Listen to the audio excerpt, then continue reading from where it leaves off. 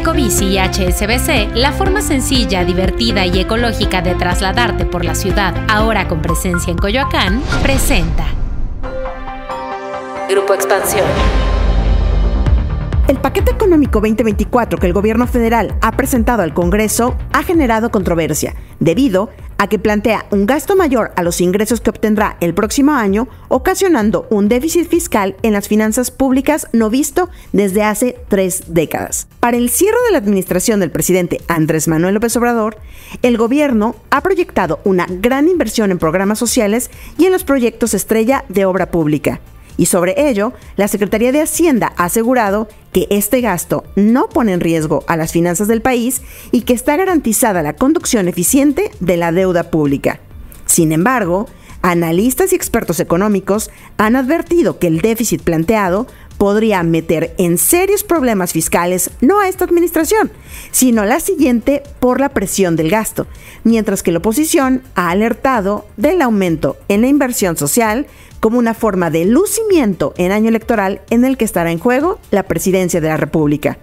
Pero, ¿qué tan malos son los números que proyecta el gobierno en el paquete económico? ¿Y qué tanto ponen en riesgo las finanzas públicas del país? De esto vamos a platicar hoy en Política y Otros Datos. Política y Otros Datos. Segunda temporada. La vida pública a debate. Política y Otros Datos. Buen jueves, bienvenidos a Política y Otros Datos. Soy Mariel Ibarra, editora política de Expansión. Hoy es 21 de septiembre del 2023 y estamos felices de que nos compartan su tiempo por unos minutos. Viri Ríos y Carlos Bravo Regidor, ¿cómo están? Buen jueves. Hola, ¿cómo están? Feliz jueves de Política y Otros Datos. Muchas gracias por sus comentarios, por sus pulgares hacia arriba, sus estrellitas, sus puntitos, sus reseñas. La verdad es que los recibimos todos con muchísimo gusto. Hola, ¿qué tal? Un gusto estar por aquí como cada jueves en Política y Otros Datos.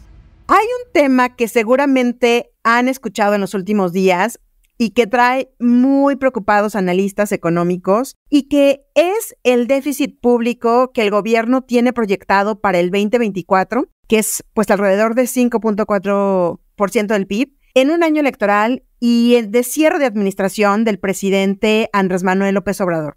Este déficit, que pues no es otra cosa más que la diferencia entre los recursos que se estiman ingresen el próximo año, pues que más o menos son de 7.3 billones de pesos, y lo que se proyecta que se gaste, que son más, evidentemente son 9 millones de pesos, es el monto más alto en los últimos 36 años. Y otro factor que está haciendo que también se sientan muy preocupados es el pago de los intereses de la deuda pública, porque en el 2024 se destinarán casi 1.2 o más de 1.2 billones de pesos, una cifra que también representa el 14% del gasto público, estos 9 millones de los que hablábamos, y que pues tampoco se veía desde hace 3 décadas. Y pues sí, estas cifras enormes en el presupuesto es lo que les digo que ha traído preocupación, porque básicamente varios de los analistas económicos advierten una bomba de tiempo que no explotará en el fin de sexenio, sino al principio del siguiente y a quien se quede con la presidencia. Pues vaya herencia, ¿no, Carlos? Pero a ver, si quieres, vámonos 2 pasos para atrás y realmente ver qué tanto es esto. O sea, qué tanto realmente es tan grave y si realmente estamos ante esta bomba de tiempo de la que hablan mucho. Pues mira, Mariel, yo creo que esto, digamos, quizás la manera más fácil de analizarlo es pensar, pues, cómo maneja una familia o una persona sus finanzas. Tienes tus ingresos, cuánto ganas, y tienes tus egresos, cuánto gastas. En el presupuesto para 2024, los ingresos del gobierno ascienden a alrededor de 7.3 billones de pesos. Y el gasto que está proyectando el gobierno es de casi 9.1 billones de pesos. Es decir, la diferencia entre lo que ingresa y lo que gasta es del orden de 1.70 y pico billones de pesos. ¿Es mucho o es poco? Pues mira, una manera de compararlo es ver cuánto nos hemos endeudado en el pasado o a cuánto ha ascendido esa diferencia entre los ingresos y los ingresos proyectados. Para 2024, el déficit ronda el 5% del Producto Interno Bruto. En el 2023 y 2022, ese mismo indicador, ese déficit andaba como por el 3.3. En 2020 y 2021, en los años, digamos, más fuertes de la pandemia, no llegó ni al 3%, fue de 2.7, de 2.9. Y antes de eso, la verdad es que solamente durante 2 años, en lo que va del siglo XXI, había superado el 3%, que fueron los años de 2014 y 2015. Entonces, si volteamos hacia atrás, pues la verdad sí es un monto del PIB que equivale al 5%, con respecto al cual no tenemos precedentes en la historia reciente o en la historia contemporánea. Ahora, hay que decir, me parece, que la deuda no es buena ni mala en sí misma, depende. Hay cosas para las que vale la pena endeudarse, porque proyectas que después puede ser una inversión productiva o que es un gasto como necesario, bueno, importante, una buena apuesta para poner un negocio, para comprarte una casa, un coche, etc. La cuestión con la deuda para el presupuesto de 2024 es que en realidad es una deuda que no se está yendo a nada, digamos, de lo que podríamos considerar una deuda prometedora, una deuda positiva.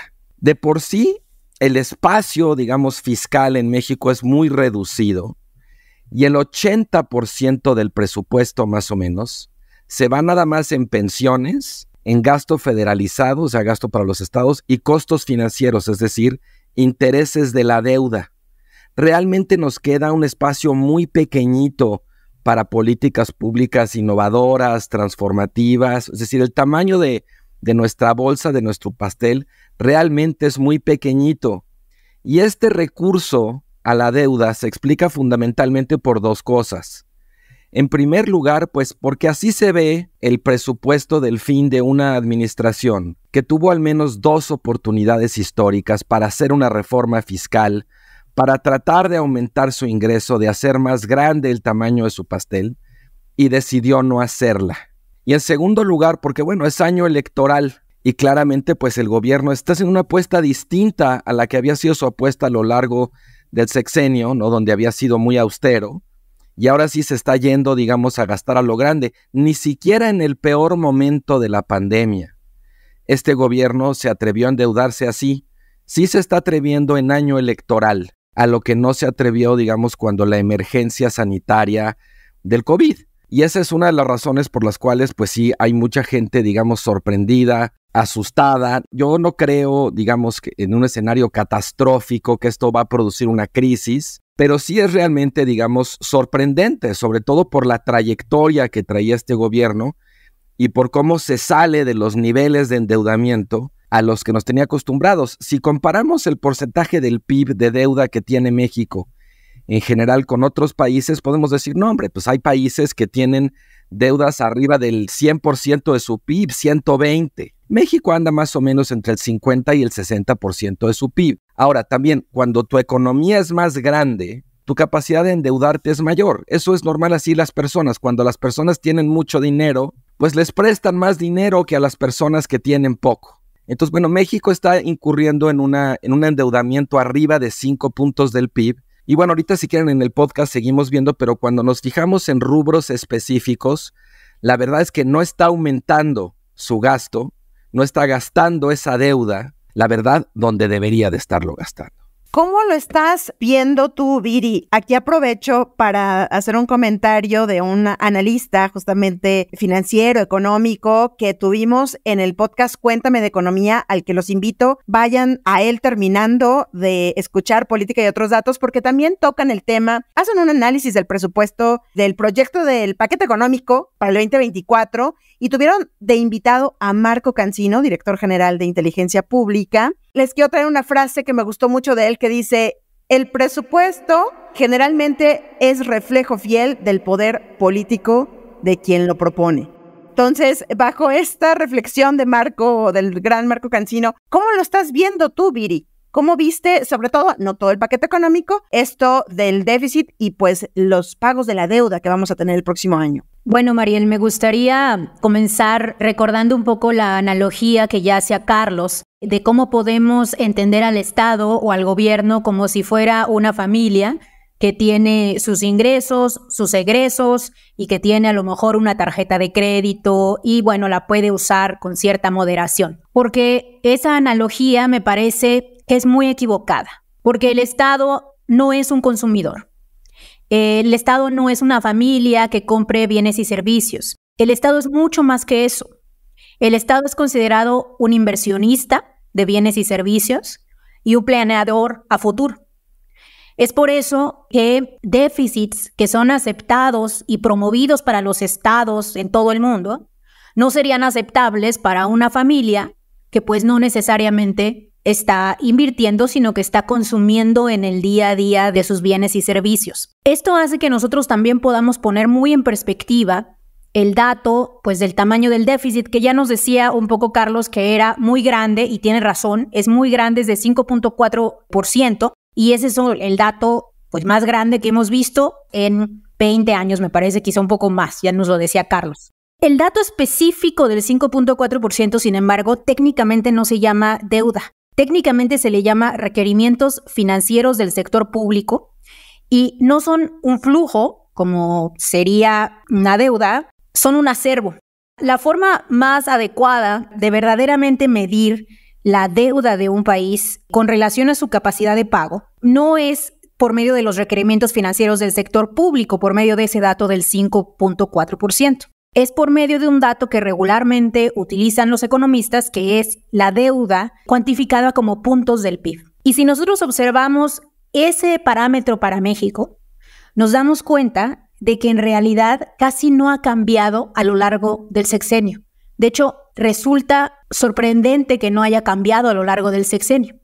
La deuda pública actual como puntos del PIB se estima que para 2024 sea de 48.7 puntos, esto en los criterios presentados por la Secretaría de Hacienda, que de hecho es inferior a la deuda que teníamos en el 2020, cuando era de 49.9%, y que se parece muchísimo a la deuda que teníamos en el país cuando López Obrador llegó al poder en el año 2018, que era de por ahí del 45%. Los grandes incrementos de la deuda de este país se dieron del año 2008 al año 2016-2017. Para poner esto en perspectiva, en puntos del PIB, en el año 2008 la deuda era de más o menos 20 puntos del PIB. O sea, estamos hablando de que era de menos de la mitad de lo que tenemos ahora. Eso es en el año 2008. Para el año 2016 ya estaba en 48%, que de hecho es muy similar a la que tenemos ahora. Entonces, el gran endeudamiento de este país en realidad se dio en sexenios anteriores. Y lo que estamos observando actualmente en el gobierno de López Obrador es un gobierno que continúa, en mi opinión, irracionalmente apretándose el cinturón de formas que no debería. ¿Por qué? Porque si nosotros comparamos a México, ya nos decía esto un poco Carlos, con otros países del mundo, y si lo comparamos manzanas por manzanas, es decir, considerando el tamaño de la economía de cada uno de los países, México es uno de los países que menos deuda tiene alrededor del mundo. Estamos hablando de que otros países latinoamericanos tienen deudas del 70, el 80%, y no estoy hablando de Europa, que llega a tener en ciertos lugares deudas de 100, 120 puntos de su PIB, porque bueno, podemos decir no somos europeos. Tampoco me parece correcto sugerir que porque la deuda se está incrementando en un año electoral, pues existan riesgos de que ese dinero se utilice de forma mala vida, pues en el año 2024.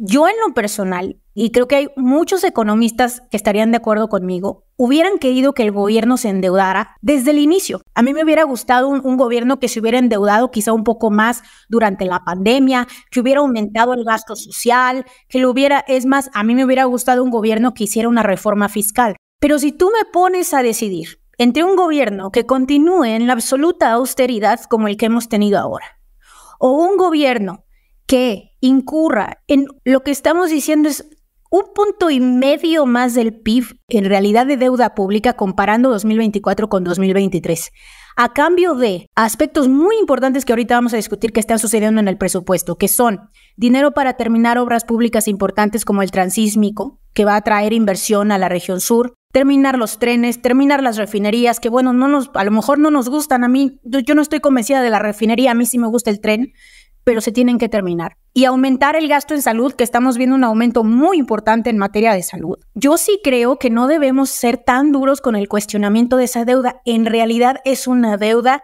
tremendamente moderada para el tamaño de nuestra economía y para las necesidades de nuestro Estado. A ver, varias cosas que podemos ir deshilando. ¿Por qué hacerlo en este año? Cuando hubo condiciones que se pedían a gritos hacerlo, pues como justamente en la pandemia, no le demos vueltas, la pandemia 2020. No que se vaya a ir, digamos, a cooptar el voto, pues, ¿no? O sea, que este aumento vaya a comprar votos de la gente en la jornada electoral. No. Me refiero a que, ¿por qué dejar hasta el último esto? ¿Por qué no prever mejor las finanzas a lo largo del sexenio? Y si esto realmente, digamos, ya se está haciendo, es el presupuesto, vamos a ver cómo queda el presupuesto al final de las discusiones en el Congreso, pero ¿qué riesgos realmente hay? Pues no para el propio presidente, sino para, ya hemos hablado aquí en este podcast mucho, pues de que el dinero se agota y de que no existen mayores fondos de dónde sacar. Ya se terminaron varios de los fondos que teníamos disponibles. Entonces, la reforma fiscal que también se grita por su necesidad, ¿por qué hacerlo de esta forma? ¿Ustedes qué creen? A ver, yo como decía, y sí quiero ser muy claro aquí, para que no haya confusiones o tergiversaciones. O sea, yo en ningún momento dije que este endeudamiento fuera para meterle dinero a las elecciones para desviar los recursos. Simplemente dije que es el presupuesto del gobierno en año electoral. Y en efecto, creo que tu pregunta es muy pertinente, Mariel. ¿Por qué ser tan austero durante sus primeros 5 años y luego el último año contradecir toda esa filosofía de austeridad que de hecho este gobierno presumía como una virtud? Y ya hemos discutido muchas veces en este podcast que la verdad, la forma en cómo se practicó la austeridad a lo largo de este gobierno, pues ha tenido muy poco de virtuosa. Al contrario, incluso se acuñó este término de austericidio, ¿no? Para un poco describir las consecuencias que tenía sobre los servicios públicos, sobre las capacidades institucionales de la administración, en fin, cosas que hemos discutido ya en otros episodios de este podcast. A mí me parece que el sospechosismo es muy fundado de que claramente el gobierno el último año pues quiere gastar fuerte, no quiere constreñir el gasto y que eso pueda tener algún tipo de impacto, digamos, general en la elección. También hay que decir, y esto casi no se ha discutido, que otra de las razones que explican por qué el endeudamiento tiene que ver con que hay ingresos públicos en varios rubros que decrecen. Por ejemplo, los ingresos petroleros. Para 2024 se proyecta cuestión de $1 billón por ingresos petroleros, que es poco más del 3% del PIB, lo cual representa un decrecimiento de alrededor del 24% comparado con 2023 y casi 30% menos que en 2022. Esto es resultado pues de que tenemos un precio del petróleo bajo y todo el tema de las tasas que le aplican a Pemex que van cambiando, pero bueno, eso tiene desde luego un impacto negativo importante. Otro tema que también es importante, y esto pues digamos es bastante normal, es que estamos, y lo mencionaba yo en mi primera intervención, estamos en un momento donde las tasas de interés en general están altas y el costo financiero de la deuda aumenta. El costo de la deuda del gobierno federal está aumentando cuestión de 16%. Entonces, pues desde luego que de algún lado tiene que salir el dinero que está dejando de entrar y esa es otra de las razones del endeudamiento. Pero, digamos, otra manera de valorar esta cuestión de si la deuda es buena o es mala. Yo estoy de acuerdo en que no es una deuda catastrófica y como decía al principio, la deuda no se puede evaluar así en términos generales o teóricos. Hay que ver a qué va y hay que ver el tamaño que tiene en correspondencia con los ingresos y con la tendencia histórica. Hay una cosa que se llama el déficit primario. Y el déficit primario a lo que se refiere es, bueno, si tú agarras cuánto gana el país y luego le restas los gastos sin tomar en cuenta el pago de intereses de la deuda. Aquí lo que vemos es que si hacemos esa resta, aún así no nos alcanza, no tenemos, digamos, un saldo positivo, un superávit primario. Tenemos ya un déficit primario. Entonces, lo raro aquí es que aunque el monto de nuestro endeudamiento como proporción del PIB, comparado con otros países, no sea tan alto, el servicio de la deuda, el costo de los intereses que México está pagando por el endeudamiento que ya trae y con este añadido, sí es, digamos, muy alto. este es un momento particularmente malo para endeudarse porque las tasas están muy altas. Entonces, yo creo que, digamos, sin incurrir como en catastrofismo, sí resulta muy sorprendente y preocupa respecto a cuál va a ser la situación de las finanzas públicas que va a recibir el siguiente gobierno. La última cosa que hay que anotar, y también lo hemos discutido en muchos episodios de este podcast, es el creciente costo de las pensiones. Digamos que este año ya está llegando a niveles históricos y no pinta para que vaya a bajar. Yo creo que la propuesta que más se ha repetido en la historia de este podcast es lo de la reforma fiscal. Y este presupuesto lo único que nos dice es que el agua ya nos está llegando, digamos, hasta las narices. La pregunta no es si hace falta o no hace falta una reforma fiscal. Por supuesto que hace falta. Pero lo que es muy difícil es pensar en que vuelva a haber condiciones políticas tan propicias como las que hubo al principio de este sexenio y las que hubo pues durante la pandemia, como para que haya la atracción política suficiente para hacer esa reforma fiscal. Y sin esa atracción política, lo que me temo, y creo que esto es algo que ven varios analistas, es que se termine recurriendo a la deuda, ¿no?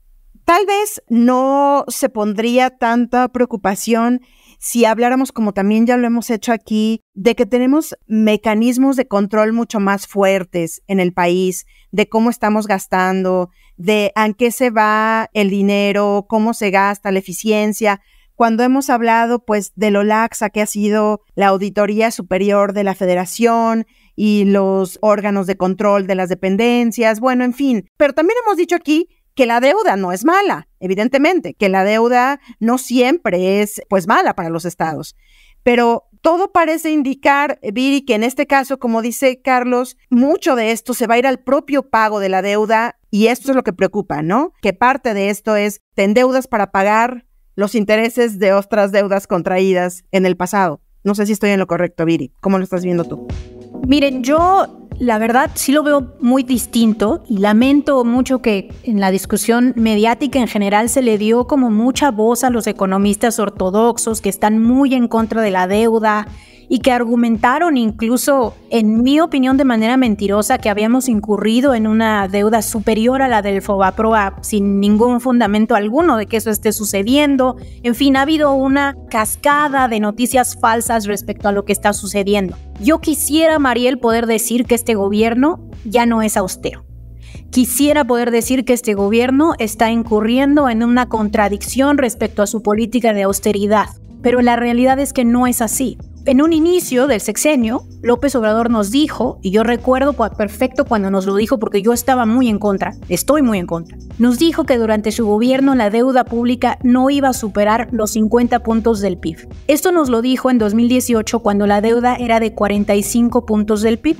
Entonces, al habernos dicho eso, lo que nos estaba diciendo era que iba a condenar al país a una situación de austeridad durante todo el sexenio y que no íbamos a poder tener recursos para desarrollar adecuadamente muchas de las funciones del Estado, porque no hay que olvidar que este país tiene un gasto en salud similar al de África subsahariana, por ejemplo, un gasto en educación por debajo del promedio global, etc.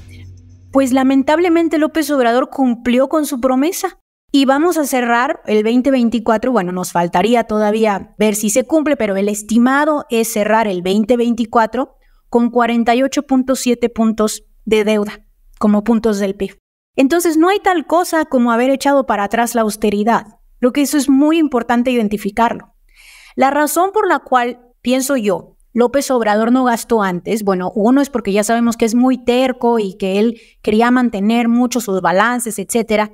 Pero la segunda es porque en varios momentos de su sexenio, él sí llegó a estar muy cerca de superar los 50 puntos. Por ejemplo, durante la pandemia. En la pandemia no se endeudó, pero debido a cambios en el tipo de cambio, debido a la reducción del crecimiento de la economía y a otras variables que influyen en la medición de la deuda, pues nuestro país ya estaba en 49.9 puntos del PIB de deuda. O sea, a puntito, digamos, de que López Obrador no cumpliera con su promesa. Sin embargo, el año pasado, irónicamente, el año pasado fue como muy bueno para las finanzas públicas por una combinación que menciona un profesor del TEC, que a mí me gusta mucho su análisis, se llama Héctor Villarreal, y él comenta en un texto que hubo una combinación muy interesante de factores porque en 2022 la economía mexicana creció de manera más importante de lo que nos esperábamos. Hubo una inflación muy fuerte, se pagaron intereses de manera muy controlada y además el peso se fortaleció. Y la combinación de esas cuatro cosas hacen que, pues, como que la deuda como puntos del PIB se reduzca.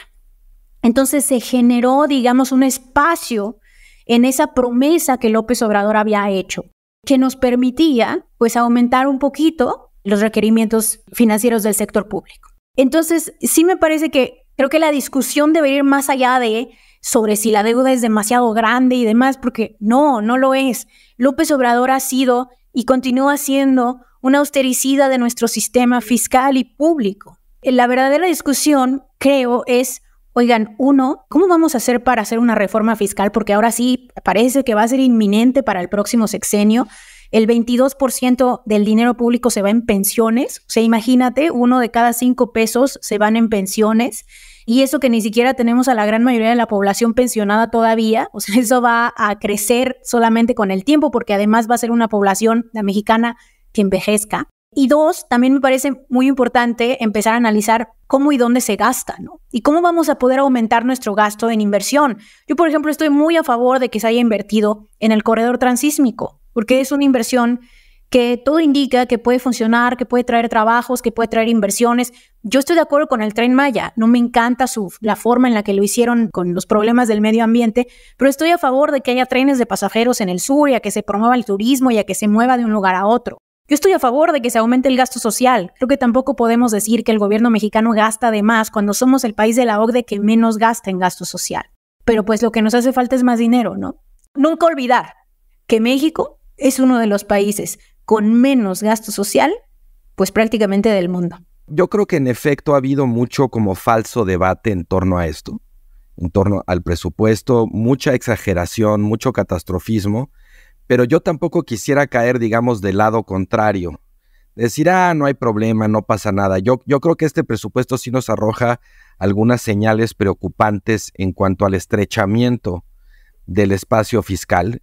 Y retomo lo que decíamos. La necesidad de la reforma fiscal es cada vez más obvia, pero para nada es obvio que vaya a haber las condiciones para llevar a cabo esa reforma fiscal. Hubo un bulo que estuvo circulando de que se reducía en 50%, por ejemplo, el presupuesto a salud. No es así, es una cuestión de que ahora se va mucho dinero a IMSS Bienestar, pero en esa discusión se perdió, digamos, buena parte del debate, y yo creo que hay que anotar que México está lejísimos todavía de tener el presupuesto mínimo, digamos, que se espera de países de su nivel de ingreso, un presupuesto del orden del 6% del PIB en salud. En educación lo mismo, no estamos entre el 4 y el 6% en el que tendríamos que estar. Todo este tema que se ha discutido muchísimo del sistema de cuidados, bueno, el presupuesto para cuidados no representa ni el 3% del gasto en pensiones. Esas son las discusiones sustantivas que deberíamos estar teniendo respecto al presupuesto y que no estamos teniendo. Este gobierno va a terminar, digamos, en una situación relativamente favorable, pero el siguiente gobierno va a llegar a tener que tomar decisiones drásticas y eso no nos va a gustar. Y solo recordar que, pues, al menos hasta ahorita, las futuras candidatas que tenemos a la vista, Xochitl Gálvez por el Frente y Claudia Sheinbaum por Morena, ninguna de los dos hasta ahorita son partidarias de una reforma fiscal. Todavía creen que se puede tener mucho margen o un margen de maniobra con lo que se tiene actualmente, ¿no? Esperamos que las condiciones no cambien. O a lo mejor lo dicen porque en año electoral nadie quiere ser el candidato que promueve la reforma fiscal, ¿no? Exactamente, pues sí. No, fíjense que yo sí creo que hay una falta de visión muy importante en las dos candidatas porque me parece que ya debemos graduarnos de pensar que hablar de subir los impuestos está mal y que cuando hablamos de subir los impuestos estamos hablando de subírselos a Mariel y a Carlos y a Viri, porque no es a nosotros a quien se nos deben subir los impuestos, es a las personas más ricas de este país, que además pagan muchísimo menos impuestos que nosotros, probablemente, o muchos de ellos pagan menos que nosotros. Y sí siento, me hubiera gustado, bueno, todavía falta ver cuál es la plataforma de Movimiento Ciudadano, pero a mí sí me hubiera gustado una plataforma más madura para el 2024, en donde se dijera yo sí voy a subir los impuestos, pero no a ti, no a las clases medias, no a las clases bajas. Vamos a subirle los impuestos a quienes verdaderamente lo merecen y también vamos a reducir la evasión fiscal, la elusión fiscal, todas las formas legales e ilegales que existen en este país para, pues, evadir el pago de impuestos. Y el otro elefante que tenemos en la habitación, pues la otra reforma en pensiones, ¿no? ¿Qué hacemos con todo el sistema de pensiones en México? Pero bueno, este ya será tema de algún otro podcast, al igual, Viri, que será tema de seguramente de algún otro podcast, esto que vimos también hace unos días, y es pues el crecimiento económico que ha tenido el sur del país y que pues evidentemente años que no se veía, y me parece que nos da también mucho para poder analizar en los siguientes capítulos. Por lo pronto, pues muchísimas gracias por acompañarnos hasta el final del episodio. No olviden activar el botón de seguir, la campanita de notificaciones, ponerle 5 estrellas y compartir si este podcast les gustó. Recuerden dejarnos sus comentarios y críticas en esta nueva sección de Spotify. Díganos ahí qué piensan, cómo ven sobre los temas que tratamos acá y qué otros temas les gustaría que tocáramos. Y también nos pueden comentar, como ya saben, en @expansiónpolítica, @carlosbravoreg, @Virillón_Ríos y @MarielIbarraF. Este podcast fue producido por Leo Luna. Cuídense mucho, nos escuchamos en el próximo episodio. Bye bye. Toda la información, detalles y seguimiento de los personajes políticos de México y el mundo en política.expansión.mx. Me enteré en Expansión. Política y otros datos es un podcast de Expansión. Ecobici y HSBC, la forma sencilla, divertida y ecológica de trasladarte por la ciudad, ahora con presencia en Coyoacán, presentó. Hey Hawk fans, even if it's been years since you graduated, the Hawkeyes are your team for life. Well, you can have a Farm Bureau agent for life. And auto, and home and business insurance. Imagine that. One insurance agent for everything. It's that simple. Former Hawkeye and All-American Mitch King can be your Farm Bureau agent for life. Call Mitch at 319-653-5428. Tell him the walk-on sent you. That's 319-653-5428. It's your future. Let's protect it. Farm Bureau Life Insurance Company, Farm Bureau Property and Casualty Insurance Company. This is the story of the one. As a maintenance engineer, he hears things differently. To the untrained ear, everything on his shop floor might sound fine, but he can hear gears grinding or a belt slipping. So he steps in to fix the problem at hand before it gets out of hand. And he knows Grainger's got the right product he needs to get the job done, which is music to his ears. Call, click Grainger.com, or just stop by. Grainger, for the ones who get it done.